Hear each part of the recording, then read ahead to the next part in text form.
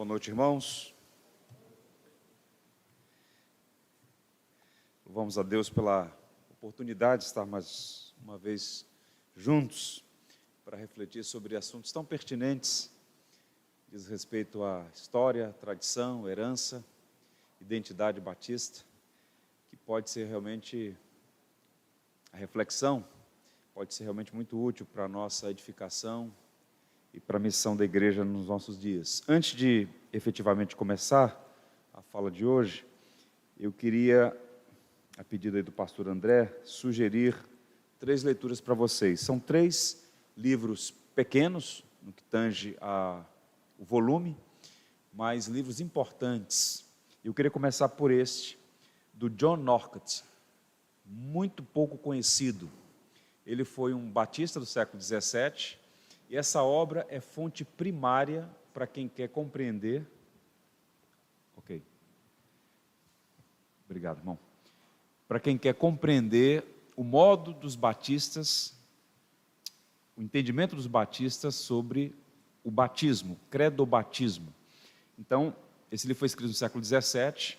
Só para os irmãos terem uma ideia de como esse livro foi importante, Charles Spurgeon fez várias edições desse livro no século XIX. E por variadas razões, não é? Até o presente momento, ninguém conhecia, e esse livro não tinha sido publicado ainda em nosso idioma. Aprove o Senhor nos abençoar nessa direção, de modo que o livro está agora acessível, uma boa tradução. Tem uma recomendação aqui do Dr. Tom Neros. E, ao final, no apêndice, tem um artigo do Fred Maloney, refutando 10 argumentos, refutando o pedobatismo. Então, é um livro que eu recomendo com entusiasmo, você que é um batista, que adotou aí o credobatismo como princípio bíblico. Esse outro, seguindo a ordem aqui, a linha do tempo, é do Benjamin Kitt, A Glória da Verdadeira Igreja. Esse texto é o primeiro tratado eclesiológico escrito por um batista. É também do século XVII. Kitt vai falar sobre a natureza da igreja, vai falar sobre batismo, ceia, disciplina, né, governo da igreja, e nós incluímos aqui o Catecismo de Benjamin Kitt, também um opúsculo, um livro relativamente pequeno, mas muito instrutivo e, mais uma vez, fonte primária, batistas do século XVII. E essa obra do Andrew Fuller, Cartas de um Pregador, é um livro que ele escreveu, uma carta que ele escreveu para um amigo que lhe pediu recomendações sobre o ministério da pregação. Andrew Fuller foi um dos mentores e o primeiro secretário da Sociedade Batista Missionária, fundada em 1792. O John Piper escreveu um livro sobre ele, inclusive está ali na livraria, não é? Piper tem uma fala interessante, ele disse assim: Fuller ficou em casa para salvar o mundo. Ele quem sustentou, né, por 21 anos, o trabalho missionário da primeira Sociedade Batista, e é um grande autor. Nós vamos publicar mais livros dele, então estão aqui 3 recomendações de fontes primárias aí, de 3 autores batistas. Bem, feitas essas observações, vamos pensar então sobre os batistas gerais e os batistas particulares. Podemos fazer uma espécie de resumo do que nós vimos ontem? É muita informação, muito número, muito nome. Mas vamos tentar fazer um esforço nessa direção.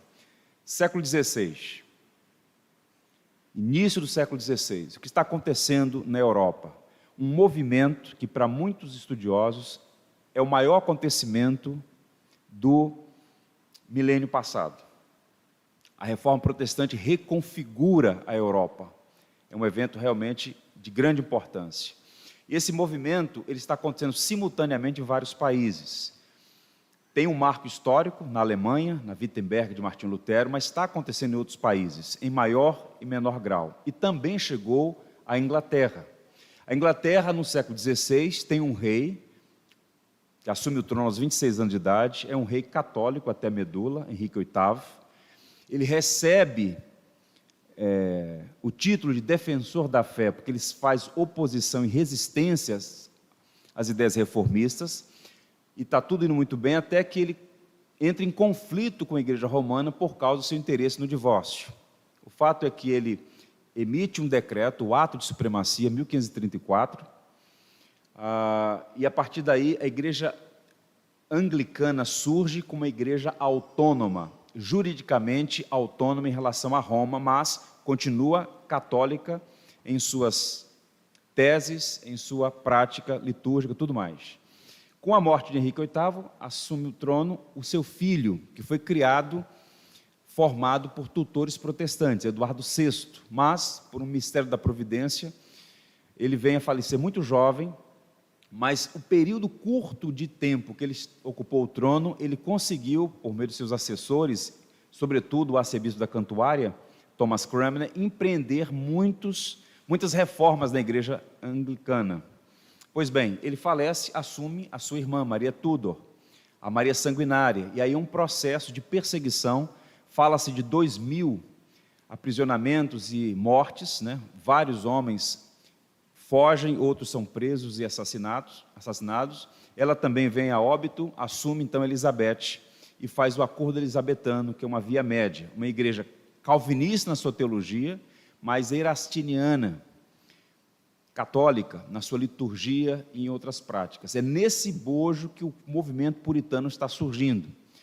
E há dois grupos dentro do movimento puritano. Um grupo que quer e sonha com uma igreja reformada por inteiro, da ideia de purificação, de purificar a igreja. Eles são pacientes, eles estão ali fazendo o trabalho, na expectativa de que a igreja seja reformada, mas um grupo perde as esperanças e sai da igreja anglicana, são os separatistas.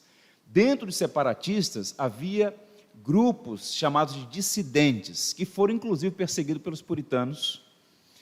Dentre esses grupos, não é? Entre eles os Quakers, os Adventistas do Sétimo Dia, os Seekers, a Quinta Monarquia, havia entre esses grupos dissidentes os batistas.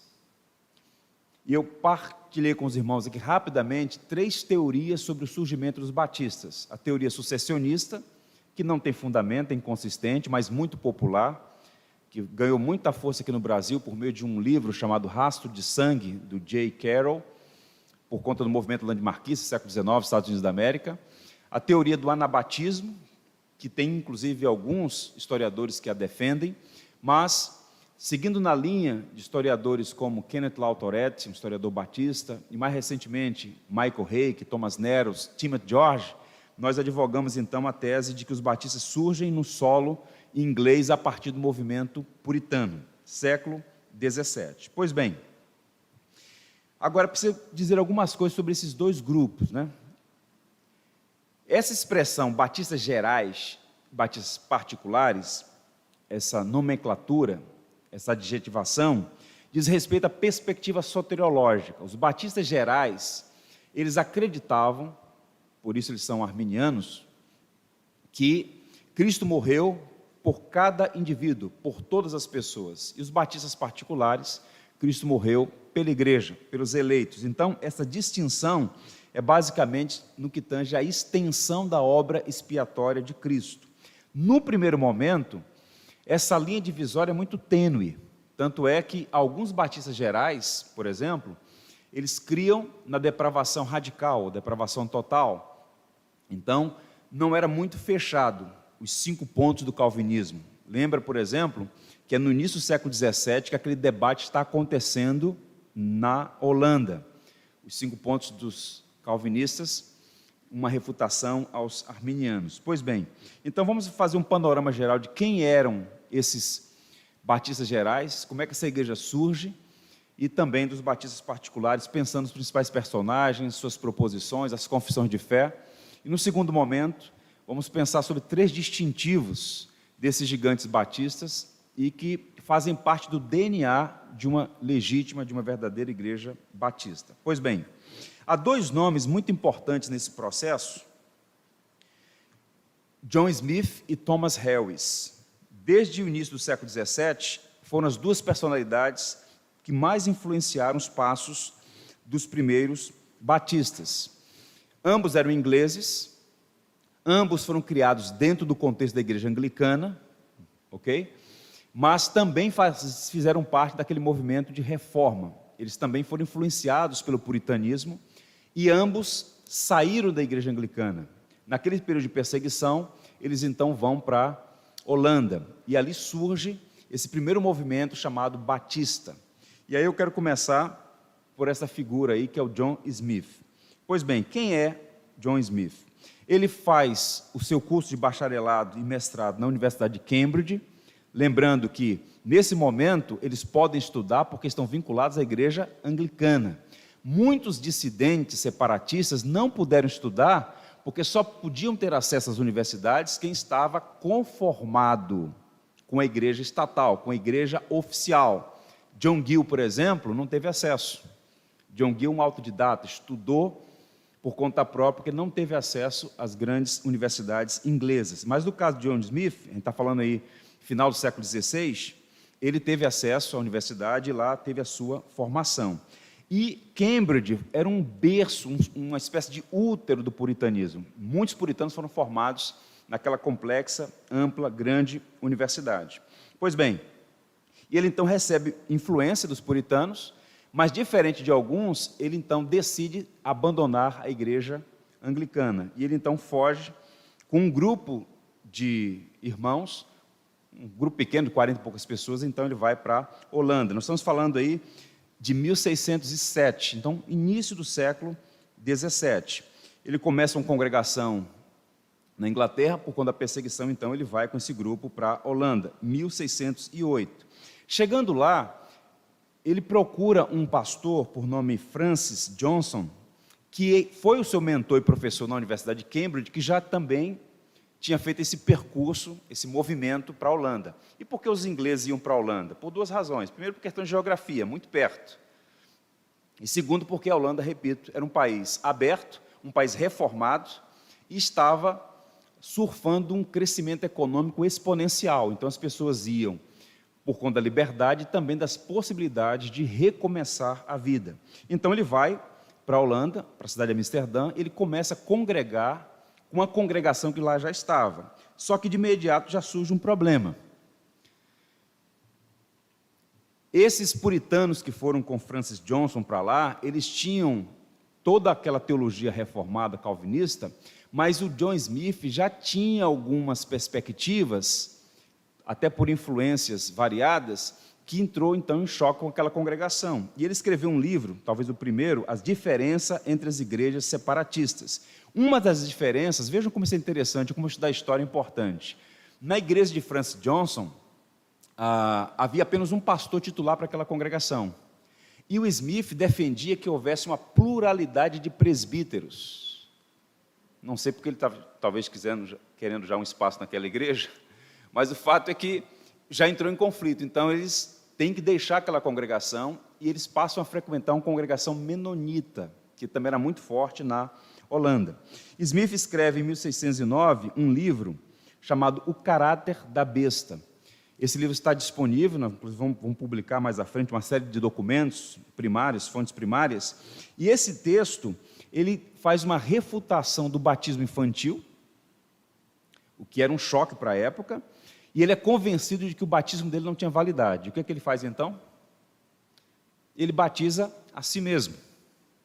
Aquilo é um choque para a congregação, não é? É uma invencionice, uma coisa realmente sem precedentes, e o Smith ele vai mostrar desde o primeiro momento que é um indivíduo inconstante e inconsistente em sua teologia. Nesse elemento da questão do batismo de crentes apenas, ele é consistente e esse passa a ser um distintivo batista. Mas em outros aspectos, ele vai demonstrar muita fraqueza. Ele é logo influenciado pelos menonitas, ele abandona a teologia reformada, né?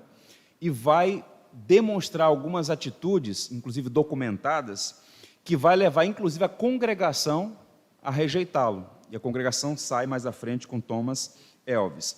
Ele é criticado por um grupo chamado Outlands, essa prática de batizar a si mesmo. Então ele é criticado, ele aceita a crítica, inclusive, ele passa a comungar ali com os menonitas. Nesse momento já praticamente abandona o calvinismo e se torna um personagem muito controverso. Ele escreve uma confissão de fé com 20 artigos, e essa confissão ela é híbrida. Em que sentido? Ela tem alguns pontos que são interessantes do ponto de vista da ortodoxia, mas alguns artigos mostrar claramente que ele era um homem confuso e com uma teologia duvidosa.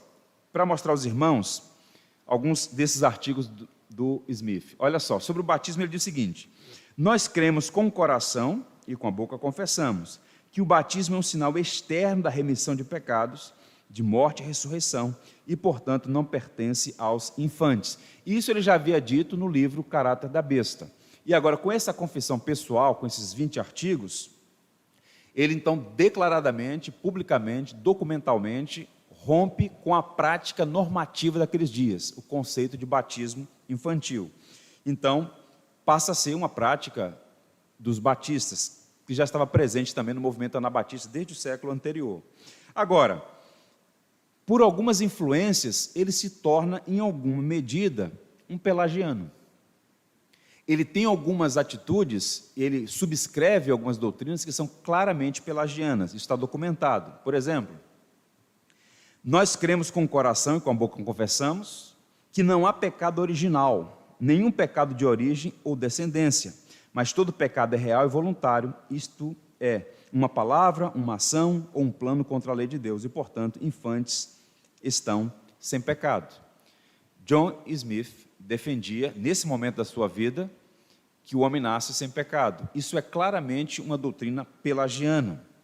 Mais à frente, mais uma vez, ele vai mostrar que ele está confuso e ele apresenta uma doutrina da justificação híbrida, que é um pouco da teologia reformada, da qual ele herdou na Inglaterra, com perspectivas católicas. Ele confunde justificação com santificação.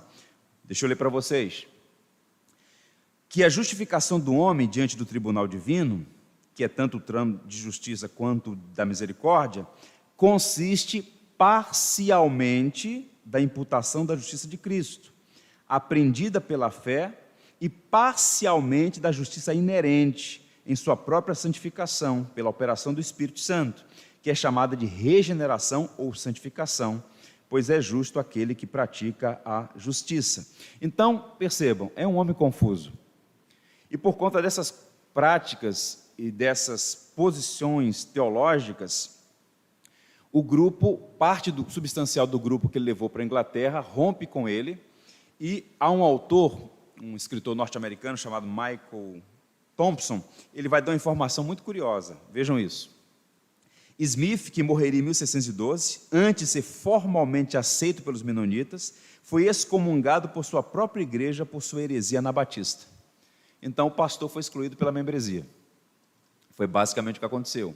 Então, a trajetória dele foi muito confusa, desse primeiro batista em solo holandês. Então, Thomas Helves, que não era pastor no primeiro momento, ele era membro da igreja, mas acaba assumindo a liderança, ao perceber essas posturas todas, ele então rompe com John Smith e com esse grupo volta para a Inglaterra. E aqui nós temos, sim, um grande batista, não é? O Thomas Helves, que é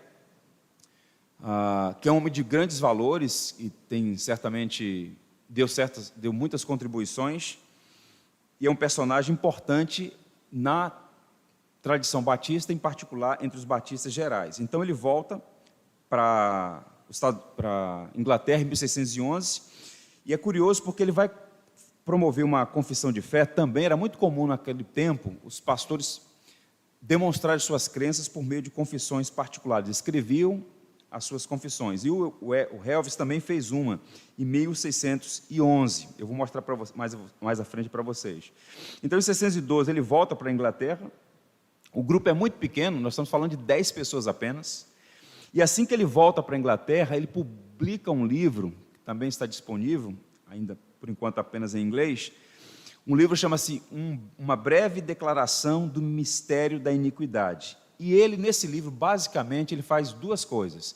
Ele denuncia a tirania da monarquia absolutista, a ideia de que o rei tem a última palavra, aquele conceito de direito divino dos reis, e ele defende, ele é o primeiro autor em inglês a fazer esse tipo de defesa, ele defende a livre consciência. E é impressionante, porque no livro, é um livro curto, mas é um livro denso. Ele dedica a primeira parte do livro ao rei da Inglaterra, e ele vai dizer o seguinte, vou ler para vocês aqui em loco, olha só. Ouve, ó rei, e não despreze o conselho dos pobres, e deixa que suas queixas cheguem a ti. O rei é um homem mortal e não Deus.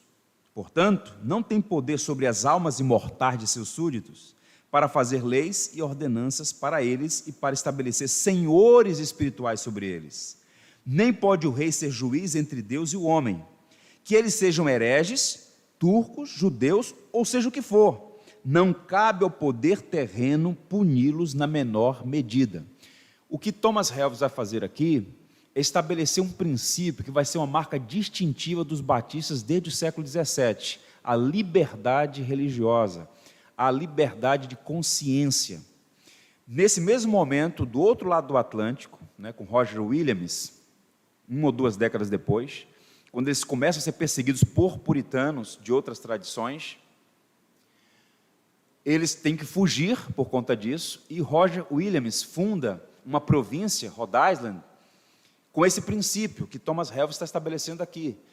Eu posso discordar de você, a sua teologia pode ser herética, mas eu não tenho o direito de imprimir dor, aprisionamento, muito menos matá-lo em nome da fé. Por isso que ele usa aqui a expressão hereges, turcos e judeus, ou quem quer que seja. O rei não tem autoridade de punir. Então, os batistas, eles surgem com essa bandeira da liberdade, porque desde o primeiro momento foram perseguidos, tanto em solo inglês, quanto mais à frente, no Novo Mundo, nas colônias britânicas, no que viria a ser os Estados Unidos da América. Então, Thomas Helves é realmente um homem notável, um paladino da liberdade. Então, é uma crítica que ele está fazendo à igreja anglicana, mas também a outros grupos puritanos e separatistas que eram intolerantes e, em alguma medida, perseguidores de grupos religiosos. Bem, ele organiza a primeira igreja batista em solo inglês, 1612, quando ele faz esse movimento de retorno. É um grupo pequeno, de 10 pessoas mais ou menos. Mas logo depois de publicar esse documento, o que acontece com ele? Ele é preso. Mandaram lá prendê-lo, ele vai para a prisão de Newgate, e ali ele vem a falecer. Esse movimento acontece... Há um relativo crescimento, em pouco tempo já eram 150 pessoas. Essa é a gênese dos batistas gerais. E há duas coisas bem interessantes aqui. Embora no primeiro momento eles tenham experimentado um bom crescimento, de 10 pessoas para 150, por volta aí depois de uma década de trabalho, naquele contexto de perseguição, é um número expressivo, você sai de 10 para 150, mas... Logo à frente, eles começam a entrar em declínio, por duas razões.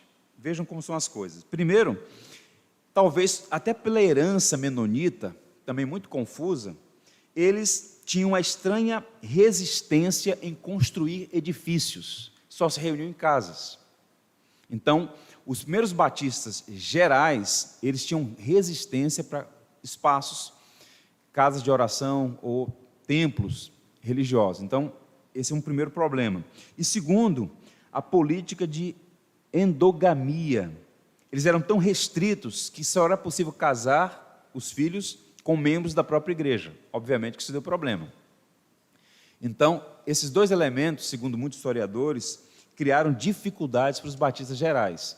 Eles, de fato, são o primeiro grupo batista da história, a partir de 1608. Tem esse primeiro nome, John Smith, que é um nome confuso, inconsistente,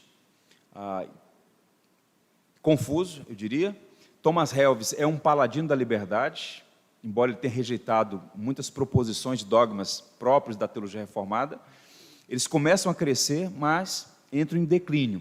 E o século XVIII foi um século nebuloso para os batistas gerais, porque com essa perspectiva, eles acabaram abrindo tanto que se tornaram unitaristas ou unitarianos. Muitos deles negaram a doutrina da Trindade. E estavam praticamente sendo extintos, até que um homem chamado Dan Taylor fundou uma nova perspectiva de batistas gerais, a nova conexão, assim chamada, e deu uma ressurgência ao movimento batista geral, mas estavam declinando. O que é curioso, A salvação é para todos, mas era justamente esse grupo que estava minguando e não conseguia se manter no século XVIII. Houve uma ressurgência no século XIX, mas logo também foi prejudicado pelo chamado liberalismo teológico.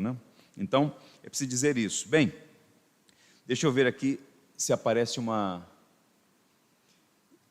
uma informação importante aí. 3 pilares que eram próprios dos batistas gerais e que estavam presentes também nos batistas particulares e faz parte do DNA do povo batista como um todo.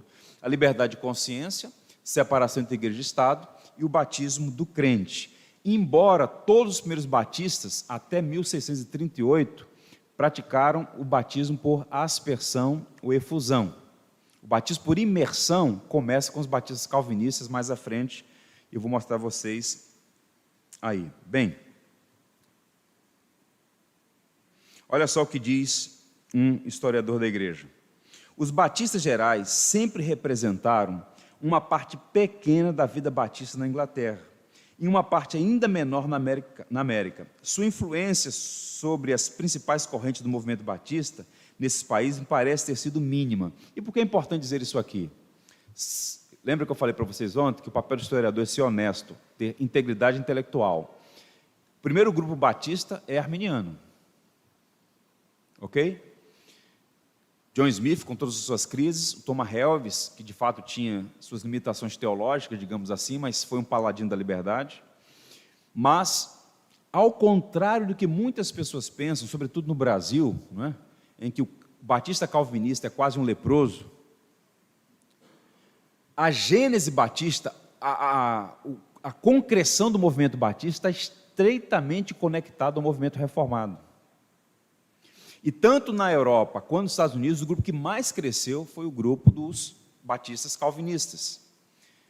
Houve, de fato, alguns retrocessos, tanto na Inglaterra quanto nos Estados Unidos, mas, historicamente, o grupo maior foi constituído de batistas reformados, aqui a época chamada de batistas particulares. É preciso dizer isso. Amanhã, se Deus permitir, nós vamos falar sobre os batistas e as doutrinas da graça. Vou mostrar para vocês, na linha do tempo, os principais nomes da tradição batista eram reformados. Inclusive o pai das missões modernas, né? Somos acusados de não evangelizar, mas todo o movimento missionário mundial, a partir do século XIX, foi liderado por batistas reformados. Dentre eles, o Andrew Fuller, né, que era um gigante. Então, vamos pensar aqui sobre os batistas particulares. Bem, diferente do que se pode pensar, não havia um grupo de batistas gerais, houve um racha e saíram então os batistas calvinistas. São 2 grupos que têm aquelas perspectivas, aquele DNA, separação de igreja e Estado, liberdade religiosa e batismo de crentes. Está presente nos 2 grupos. Mas os batistas particulares surgem em outro contexto, em outro momento, embora haja um parentesco, repito, com essas marcas distintivas, não há uma conexão orgânica. É um grupo completamente diferente. Isso tem a ver, a origem dos batistas particulares, com um puritano chamado Henry Jacob, que o Martin Lloyd Jones muito admirava. Está aí, olha o que o Lloyd Jones diz sobre ele. Até cerca de 1540, tínhamos aquele tipo original de puritano que era essencialmente anglicano e que, naturalmente, não era separatista. Ele está dentro da igreja anglicana, pretendendo reformar a igreja. Ok, não era separatista. Depois tínhamos o tipo de puritano presbiteriano, também não era separatista. Depois, exatamente no outro extremo, tínhamos os separatistas muito francos, claros e abertos. Mas então veio à existência esse novo grupo, parece-me que por volta de 1605, muito definidamente como resultado do entendimento deste homem, Henry Jacob. Esse homem foi um gigante. Ele é chamado de o pai do congregacionalismo, a ideia de uma igreja onde a própria membresia pactuada estabelece o caminho pelo qual ela deve seguir, sem gerência estatal, sem gerência presbiteral, mas a congregação como um todo, Henry Jacob. Pois bem, e ele também fez esse movimento rumo à Holanda, escreveu sobre isso, depois ele até se retratou, mas ele é o pai desse modo de pensar. Em 1616 ele volta para a Inglaterra e ele funda a primeira igreja com essa perspectiva congregacional em solo inglês. Mais à frente ele decide ir para o Novo Mundo, para os Estados Unidos, né? O que seria os Estados Unidos, vai para lá, e assume no lugar dele um pastor chamado John Leromp, é o segundo pastor dessa igreja, e mais à frente um homem chamado Henry Jesse. E essa igreja, ela ficou conhecida como JLJ, o nome dos 3 pastores primeiros. todos eles com essa perspectiva, puritanos, calvinistas, congregacionais no forma de governo, mas ainda batizando infantes e batizando por aspersão. Lá estavam. E é nessa igreja que vai surgir, é o terceiro pastor, esse indivíduo chamado Henry Jesse, está aí uma fotinha dele aí, ele que vai dar concreção a essa mudança naquela igreja, a partir da qual vai surgir os batistas particulares. Lloyd Jones diz assim: Jesse se convenceu de que devia tornar-se batista. Não obstante, a princípio ele não foi batizado. Contudo, dentro de muito pouco tempo, ele foi rebatizado, mas continuou sendo pastor daquela igreja congregacional. Finalmente, alguns dos batistas mais zelosos foram se formar uma igreja deles próprios, uma igreja batista independente, separada. E não foi uma ruptura, eles comungavam, eles eram irmãos, foi uma saída pacífica. Então o Henry Jesse, que é o terceiro pastor daquela igreja congregacional, ele é convencido de que o batismo adequado é o batismo de uma pessoa que pode professar a fé. E como ele foi batizado, como todos à época, na infância, ele então faz um movimento perigoso à época, uma subversão. Ele se submete ao batismo, já adulto, já pastor da igreja. Ele é batizado, ele continua naquela congregação, e algumas pessoas ali, com o propósito de avançar nessas ideias, nesses distintivos, saem e fundam a primeira igreja batista particular em solo inglês. Então isso vai acontecer. E esses batistas particulares estão relacionados a uma figura que eu ainda daqui a pouco vou mostrar para vocês, o John Spielberg.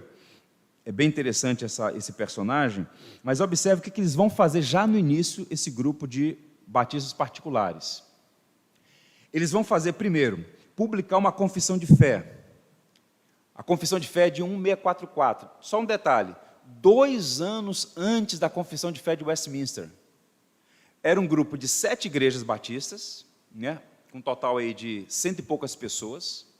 Eles se reúnem e fazem essa confissão. Mais à frente eu vou falar os propósitos, mas de imediato é preciso dizer que o propósito dessa confissão é mostrar que eles não são anabatistas, à época marginalizados por conta de alguns abusos que havia acontecido na Alemanha.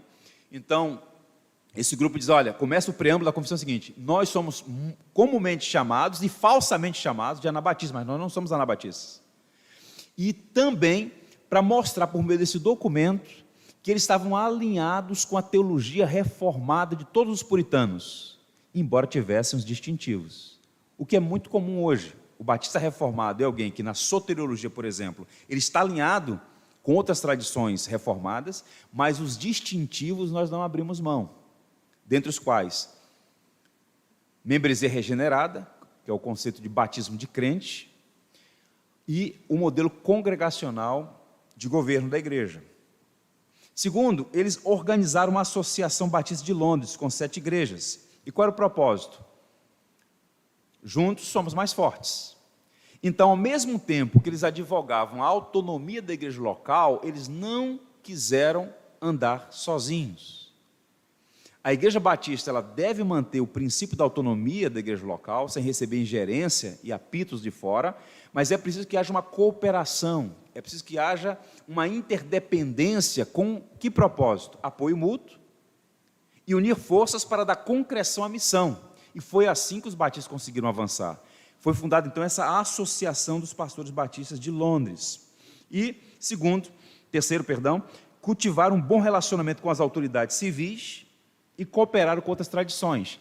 Na contramão de alguns espíritos sectários, eles honravam a autoridade, mesmo o rei estando errado, eles nunca se levantaram para ofender o rei, para ofender a autoridade. Então eles buscavam ser sempre amigáveis, mesmo sofrendo danos, e também buscavam ter uma relação cordial com outras tradições. Então percebam que essa gênese batista, ela tem muito a nos ensinar hoje. No Brasil, e não é apenas no Brasil, esse é um fenômeno mundial, como fruto da revolução cultural, que está em curso na humanidade, global, nós temos problemas com 2 palavras, entre outras. Primeira palavra, autoridade. Na mente que foi subvertida pela revolução, toda autoridade é despótica, ninguém quer submeter ninguém. Não é verdade? Agora está ali um grupo de batistas, muitas vezes sob perseguição cruel, animosidade, confisco de bens, prisão, assassinato, e essa gente está buscando manter o princípio da ordem. Interessante. E uma segunda palavra que as pessoas têm dificuldade no nosso tempo: instituições. Eles respeitavam as instituições. Então fazem esse movimento. E ao mesmo tempo, dizendo para presbiterianos e para outras tradições: olha, nós discordamos de você nesses pontos, mas nós somos irmãos. Então, assim, uma grande lição para nós ainda hoje. Pois bem, então esse grupo cresceu substancialmente, né? E aqui uma frase do Michael Hayek, em um dos seus livros aí, ele diz o seguinte: os batistas particulares surgiram no contexto de uma congregação separatista, aquela do Henry Jesse, depois conhecida pelo nome de 3 pastores, Jacob, Leron e Jesse, tendo adotado o batismo de crentes em 1638. Eles afirmaram o batismo por imersão em 1641 e em 1644 produziram uma confissão. Então percebam aqui as datas. Lembra que eu falei para você daquele tripé? Como é que a gente trabalha aqui? Você tem os fatos, os documentos e os testemunhos. Então, documentalmente está aqui as informações. Esse grupo nasce em 1638, adota o batismo por imersão em 1641 e em 1644 eles elaboram essa primeira confissão de fé dos batistas particulares. Nós não temos nenhuma imagem do John Spielberg, infelizmente John Knox também não temos, mas esse homem foi um indivíduo notável. Ele era uma pessoa que muito provavelmente era membro daquela igreja. Como uma boa parte dos pastores naquele momento não tiveram formação acadêmica, né, não foram para um seminário, eles tinham dom, e a igreja reconheceu o dom, e eles começaram a liderar. E John Spielberg foi esse pastor que fundou, digamos assim, organizou a primeira igreja batista particular em Londres, e ele era, como toda aquela congregação, calvinista. Eles abraçaram o calvinismo, a teologia reformada. Só para vocês terem uma ideia como esse grupo cresceu, eles já eram 350 pessoas, um grupo grande, expressivo, e avançou bastante esse grupo de batistas particulares.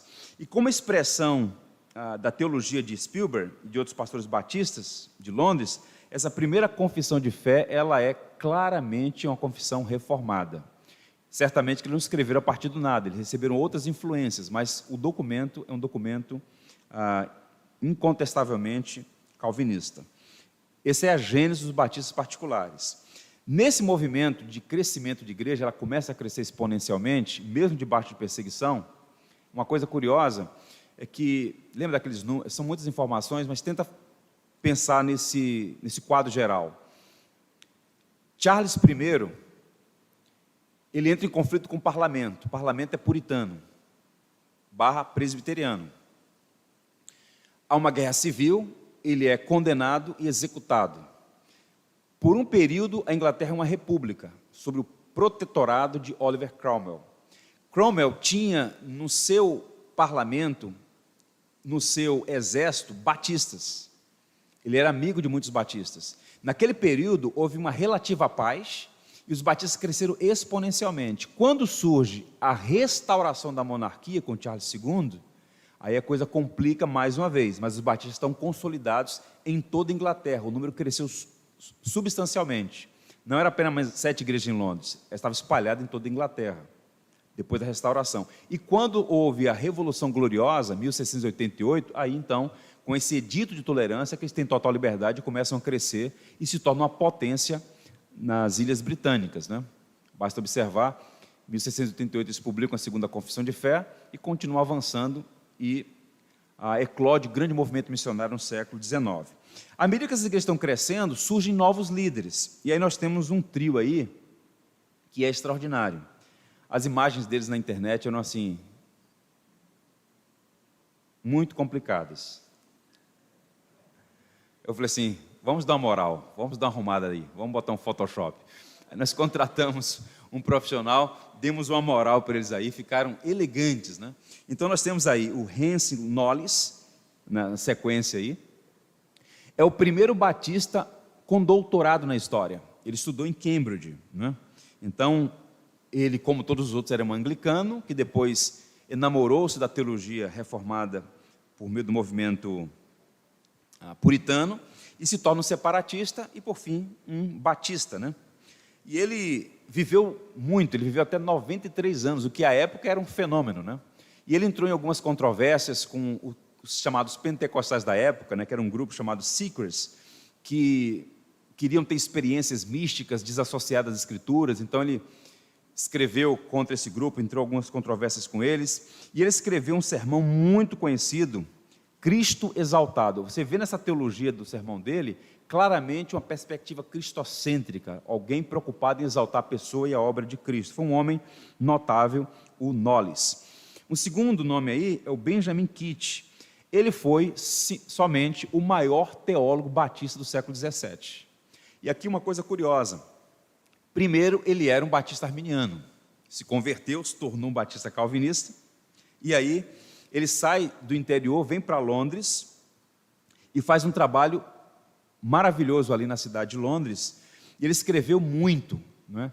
Alguns sugerem que ele, de fato, foi o maior teólogo do século XVII, mas é impressionante como nós não conhecemos nada sobre Kitt. Mas ele escreveu muito. Ele tem uma obra chamada...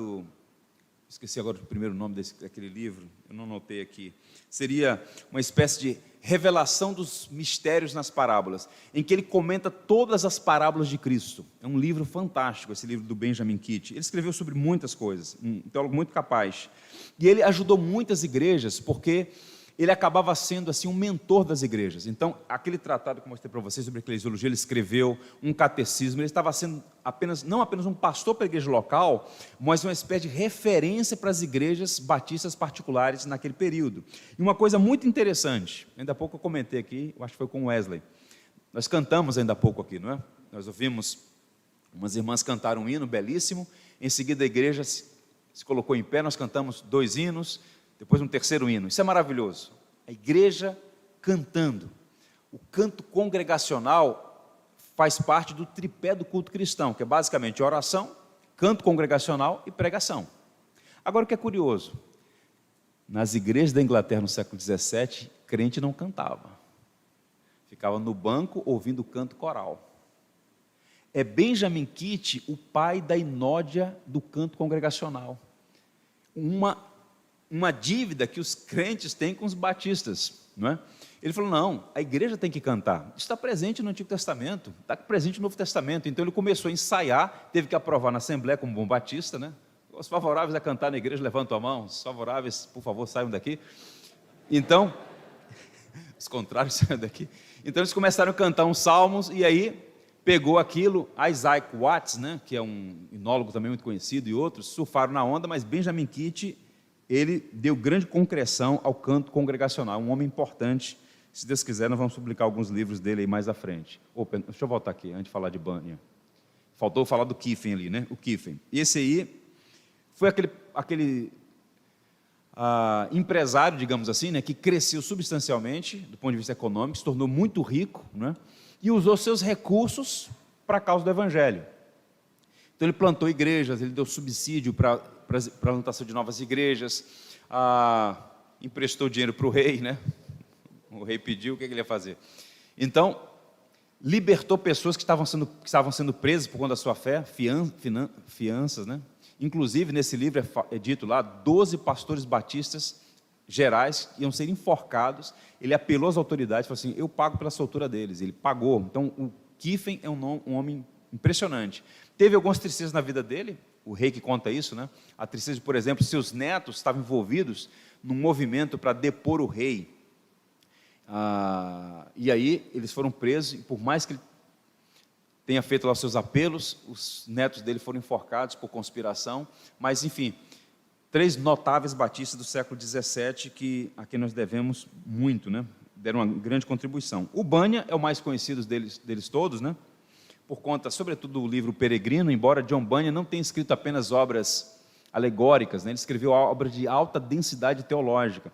E o que é impressionante de Bunyan é que ele também não teve formação, ele era um funileiro. Mas a providência, Deus foi muito bondoso com ele, deu a ele dons, talentos muito preciosos, e ele escreveu muitos bons livros.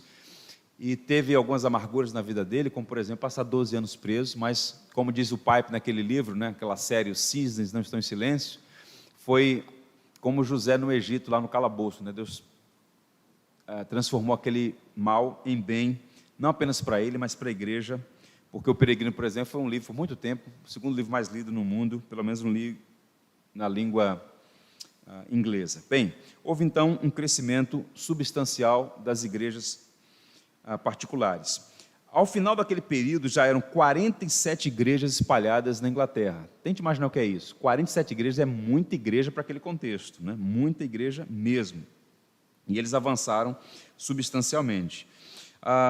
Quando surge lá a restauração da monarquia, muitos começam a fugir para o continente e para o Novo Mundo, mas o evangelho continua florescendo e eles começam a crescer substancialmente, se organizando, produzindo confissões de fé, pactos, documentos, livros. Então, os batistas começam a ter uma força embrionária ainda, mas está crescendo e se tornou, no futuro, se tornaria a maior força protestante nos Estados Unidos da América. E na Europa, capitaneou aí o movimento missionário com Carey, Fuller e outros mais. Enfim, então, o que eu quero dizer para vocês é o seguinte, para a gente fechar esse momento aqui.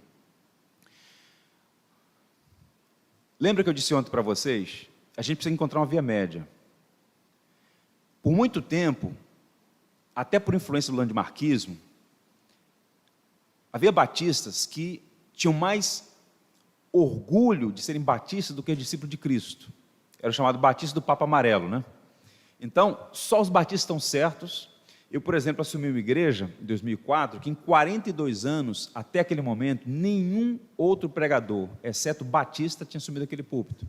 Então, em muitas igrejas no Brasil, havia um espírito muito sectário em relação a outras tradições.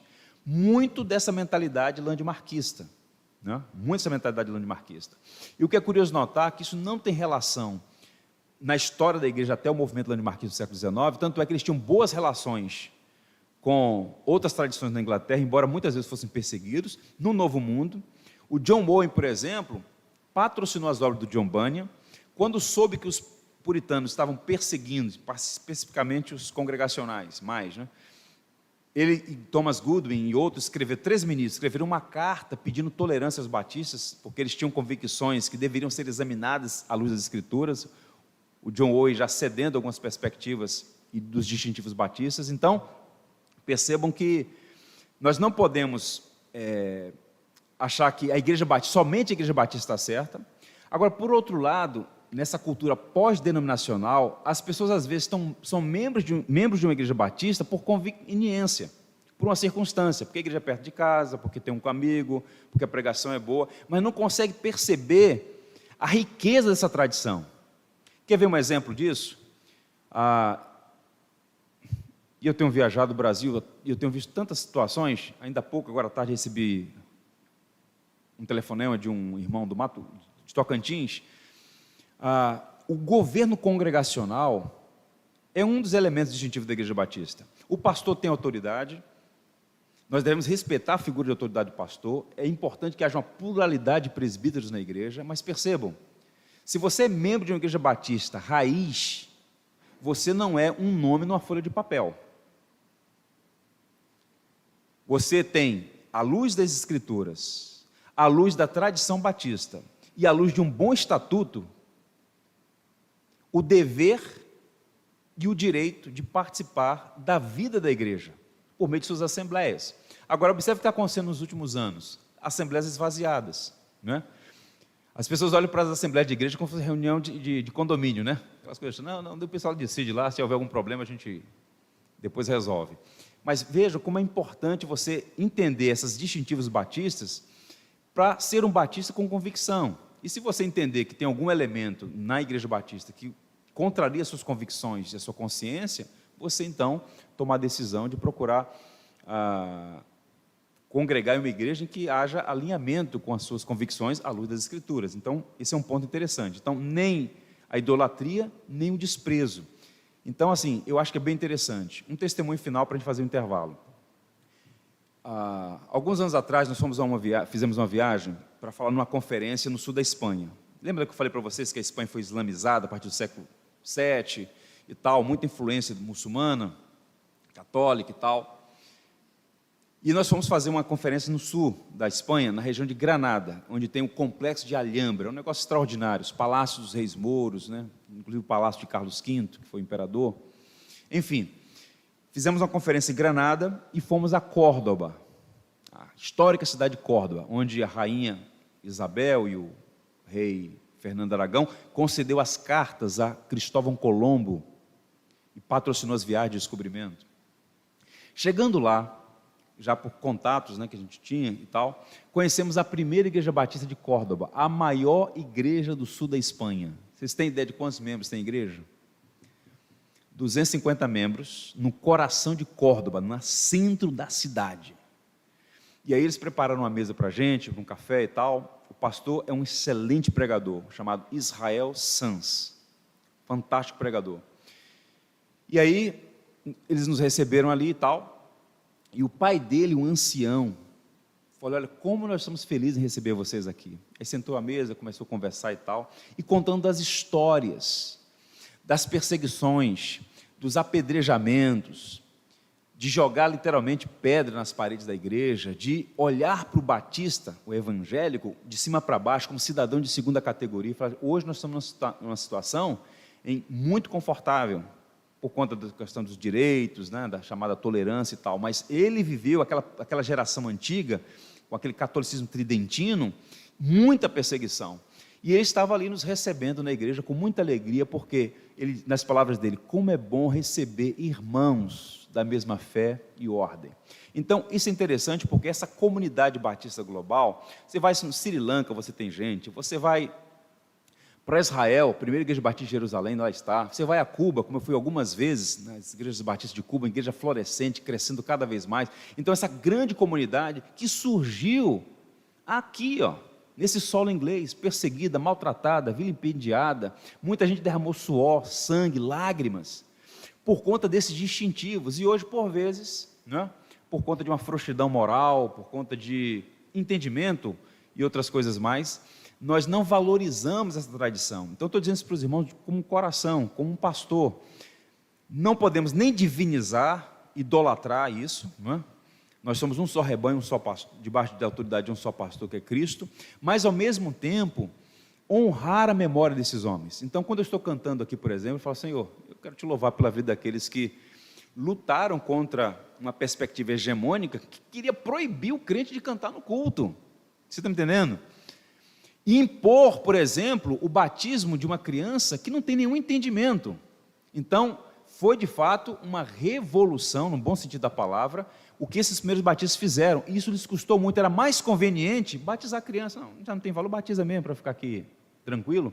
Mas eles se recusaram com muito prejuízo, porque não podiam violar a consciência, porque eles sabiam que, à luz das Escrituras, a Bíblia fala claramente: quem crê e for batizado será salvo. Portanto, fica aqui a nossa palavra pastoral. Conheçam, estudem, aprofundem o entendimento e valorizem esta rica herança teológica dos batistas, para que Cristo seja glorificado em nós e através de nós. Nós vamos fazer um intervalo e, na volta, nós vamos pensar sobre esses 3 elementos aqui: a confissão da ortodoxia clássica, a pregação do evangelho da graça e a defesa do batismo de crente, como 3 distintivos dos batistas. Ok? Vamos fazer um intervalo, pastor.